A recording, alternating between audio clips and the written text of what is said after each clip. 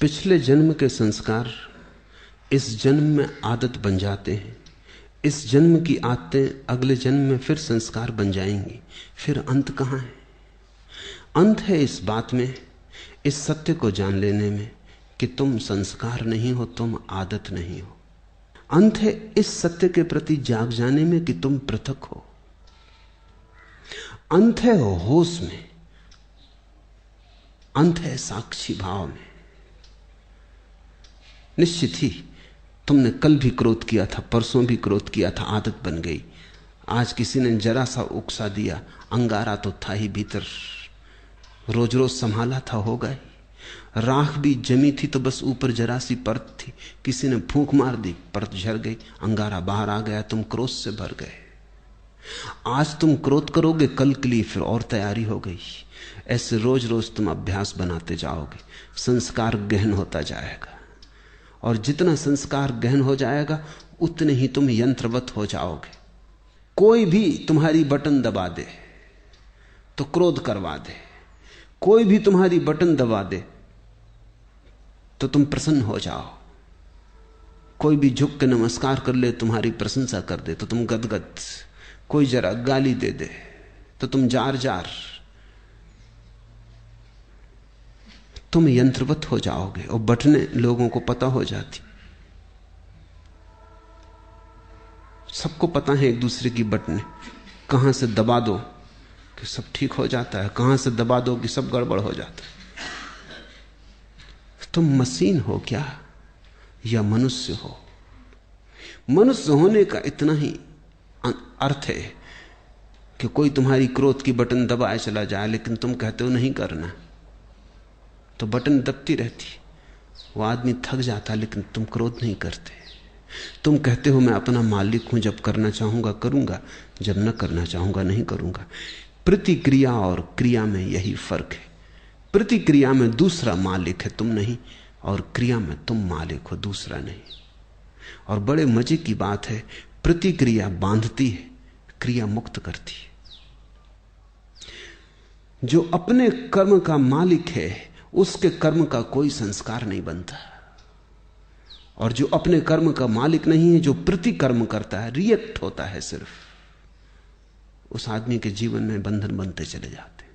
रोज रोज जाल मजबूत होता चला जाता है। आखिर में तुम पाते हो तुम तो बचे ही नहीं, आदतों का एक ढेर, मुर्दा ढेर, जिसमें से जीवन कभी का उड़ चुका। पक्षी तो जा चुका है जीवन का बहुत पहले, कटघरा छूट गया है, पिंजड़ा छूट गया है। जागो इसके पहले कि देर हो जाए, और आदतों से मुक्त होना शुरू करो। मैं तुमसे ये नहीं कह रहा कि बुरी आदतों से मुक्त हो जाओ और भली आदतें बना लो। तुम्हारे महात्मागण तुमसे यही कह रहे हैं। वो तुमसे कहते हैं बुरी आदतें छोड़ो, अच्छी बनाओ। मैं तुमसे कहता हूं आदत छोड़ो। बुरी और अच्छी आदत से कोई फर्क नहीं पड़ता। लोहे का हो पिंजड़ा की सोने का, क्या फर्क पड़ता है? एक आदमी को सिगरेट पीने की आदत है, सारी दुनिया बुरी कहती। दूसरे को माला फेरने की आदत है, सारी दुनिया अच्छा कहती। जो सिगरेट पीता है वो अगर न पिए तो मुसीबत मालूम होती, जो माला फेरता है अगर न फेरने दो तो मुसीबत मालूम होती। दोनों गुलाम हैं। एक को उठते ही से सिगरेट चाहिए, दूसरे को उठते ही से माला चाहिए। माला वाले को माला न मिले तो माला की तलफ लगती, सिगरेट वाले को सिगरेट ना मिले तो सिगरेट की तलफ लगती। ऐसे बुनियाद में बहुत फासला नहीं है। सिगरेट भी एक तरह का माला फेरना है। धुआं भीतर ले गए बाहर ले गए, भीतर ले गए बाहर ले, मन के फिरा रहे हैं बाहर भीतर। धुएं की माला है, जरा सूक्ष्म है। कोई अपना कंकड़ पत्थर की फेर रहा है, जरा स्थूल है। असली सवाल आदत से मुक्त होने का है। मैं ये नहीं कह रहा हूं कि माला मत फेरो, मैं ये भी नहीं कह रहा हूं कि सिगरेट पियो। मैं ये कह रहा हूं कि तुम मालिक रहो। कोई आदत ऐसी ना हो जाए कि मालिक बन जाए। कोई आदत, मंदिर जाने की आदत भी मालिक ना हो जाए, ध्यान करने की आदत भी मालिक ना हो जाए। मालिक तुम ही रहो। मालकियत बचा के आदत का उपयोग कर लेना, यही साधना है। मालकियत खो दी और आदत सवार हो गई तो तुम यंत्रवत हो गए, तब तुम्हारा जीवन मूर्छित है। ऐसे लोग हैं जो मेरे पास आके कहते हैं कि अगर पूजा ना करें रोज तो बेचैनी लगती। वो सोचते हैं कि बड़ी धार्मिक घटना घट गई उनके जीवन। मैं उनसे पूछता हूं पूजा करने से कुछ आनंद मिलता है? वो कहते हैं आनंद तो कुछ नहीं मिलता, लेकिन ना करें तो बेचैनी लगती। यही तो सिगरेट पीने वाला कहता है। वो कहता है कि उससे पूछो कुछ आनंद मिलता? वो कहता है आनंद क्या रखा है, आनंद तो कुछ नहीं मिलता, कभी कभी खांसी जरूर आती, आनंद तो कुछ भी नहीं मिलता। लेकिन ना पियो तो बेचैनी मालूम होती। इसे तुम थोड़ा सोचो। इसी को मैं यंत्र हो जाना कहता हूं कि जिससे कुछ भी नहीं मिलता है, उससे भी न करने पर बेचैनी मालूम होती। उपलब्ध कुछ भी नहीं होता है, पाने को कुछ भी नहीं है, लेकिन छोड़ने में मुसीबत, क्योंकि आदत ने पकड़ा है। अब आदत इतना ही कर सकती है, करो तो कुछ ना मिले, ना करो तो कुछ खोता मालूम पड़े। अब ये बड़े मजे की बात है, जिस चीज को करने से कुछ नहीं मिलता उसको ना करने से खोएगा कैसे? कुछ खोता नहीं, सिर्फ पुरानी आदत, पुरानी लकीरों पर न चलने से अड़चन मालूम होती। मैं एक बहुत बड़े वकील को जानता था। उनकी आदत थी कि जब भी वो अदालत में खड़े होते, पैरवी करते, बड़े वकील थे, अंतर्राष्ट्रीय ख्याति के थे, और लंदन और पेकिंग और दिल्ली 3 जगह उनके दफ्तर थे। तो उनकी आदत थी कि वो अपने कोट का बटन घुमाने लगते थे जब अटक जाते। सभी की होती, कोई अपना सिर खुजलाने लगता है, कोई कुछ करने लगता है। उस आदत का भी वैसा ही उपयोग है जैसे बटन दबाने का। तो अगर जब भी उनके विचार उलझ जाते या कोई उत्तर न सूझता तो वो कोट का बटन घुमाने लगते। घुमाने से कुछ मिलता था ये तो पक्का पता नहीं, क्योंकि कोट का बटन घुमाने से क्या मिलेगा। और जिसकी बुद्धि उलझी हुई हो, समझ में ना आ रहा हो, वो कोई कोट के बटन घुमाने से कुछ बात समझ में आ जाएगी। लेकिन विरोधियों को ये बात दिखाई पड़ गई कि वो जब भी उलझ जाते हैं तो बटन घुमाते। एक बड़ा मुकदमा था, एक बड़ी स्टेट का मुकदमा था प्रिवी काउंसिल में, लाखों का मामला था। तो विरोधी वकील ने उनके सोफर को मिला लिया, कुछ पैसे दिए और कहा कि तू इतना करना, उनके कोट के ऊपर का बटन तोड़ देना। तो वो जब अदालत में अपना कोट लेके हाथ में रख के आए तो वो बटन नदारद था। तो उस वक्त उन्होंने देखा भी नहीं, कोट डाल लिया। जब वो पैरवी करने लगे और वक्त आया, हाथ कोट के बटन पर गया, बस सब गड़बड़ हो गया। जैसे मस्तिष्क ने सांस छोड़ दिया, कुछ सूझबूझ ही ना रही, चक्कर सा मालूम हुआ, बैठ गए। पहला मुकदमा हारे वो मुझसे कहते थे कि उस बटन से मुझे मिला तो कभी कुछ नहीं, लेकिन गंवाया मैंने बहुत। उस बटन के घुमाने से कुछ मुझे सूझबूझ आती थी ऐसा भी नहीं था, लेकिन बटन न पाके बस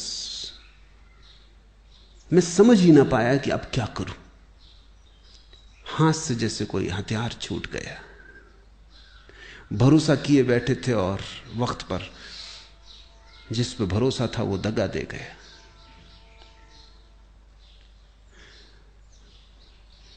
जिनको तुम आदतें कहते हो, बुरी हो या भली, इससे कोई भेद नहीं पड़ता। सब आदतें मालिक हो जाएं तो बुरी हैं, तुम मालिक रहो तो कोई आदत बुरी नहीं। गुलामी बुरी है, मालकियत भली है। मेरी परिभाषा यही है। संस्कार बन रहे हैं प्रतिपल, आदतें निर्मित हो रही हैं। तुम जरा दूर खड़े रहो, तुम अपनी मालकियत मत खो। निश्चित जीवन में आदतों की जरूरत है। अगर आदतें ना हो तो जीवन बहुत कठिन हो जाएगा। आदतें जीवन को सुगम बनाती। तुम टाइपिंग सीखते हो या कार चलाना सीखते हो, अगर आदत ना बने और रोज रोज फिर वहीं खड़े हो जाओ जहां पहले दिन खड़े हुए थे, फिर देखने लगो कि अब टाइप करने का फिर मौका आया, फिर सीखो, या कार चलाने का फिर नौबत आ गई, अब फिर से सीखो, तो जिंदगी बहुत असंभव हो जाए। तुम कार चलाना एक बार सीख लेते हो, आदत बन गई, फिर हाथ ही काम किए चले जाते हैं, फिर तुम्हें ध्यान भी देने की जरूरत नहीं होती।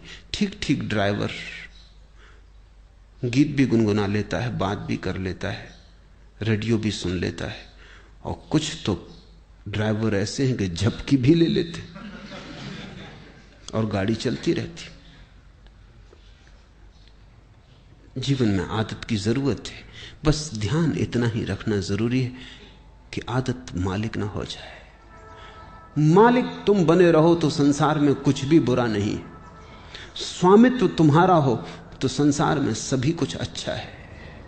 स्वामित्व खो जाए, तुम गुलाम हो जाओ, तो वो गुलामी चाहे कितनी ही कीमती हो खतरनाक है। हीरे जवाहरात लगे हों सींखों पर, जंजीरों पर, तो भी उनको आभूषण मत समझ लेना, वो खतरनाक है, वो महंगा सौदा है। अपने को गंवा के इस जगत में कमाने जैसा कुछ भी नहीं। हाँ, अपने को बचा के जितना खेल खेलना हो खेल ले सकते हो। जब परमात्मा ही लीला कर रहा है तो तुम क्यों परेशान हो?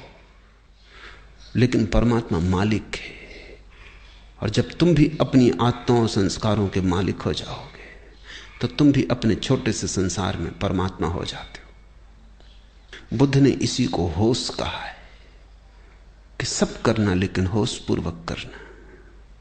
कदम भी उठाना तो होश पूर्वक उठाना, उठना बैठना लेटना होश पूर्वक। कोई भी चीज बेहोशी में मत करना।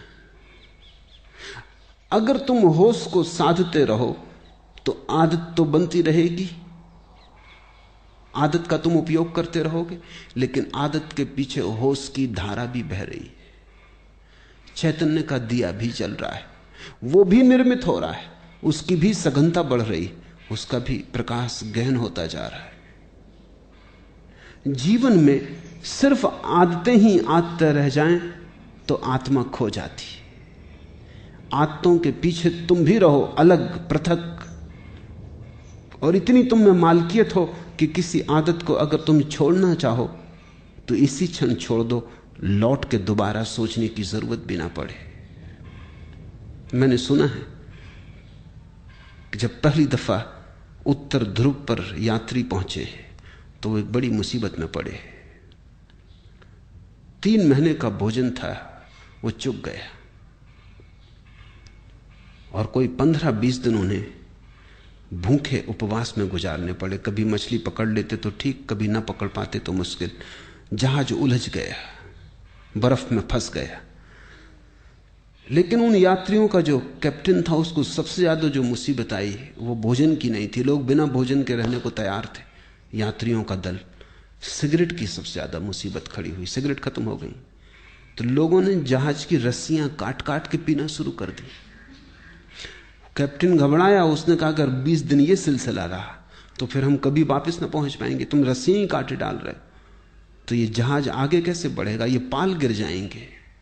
मगर लोग इतने दीवाने सिगरेट पीने के लिए कि कैप्टन करे भी क्या।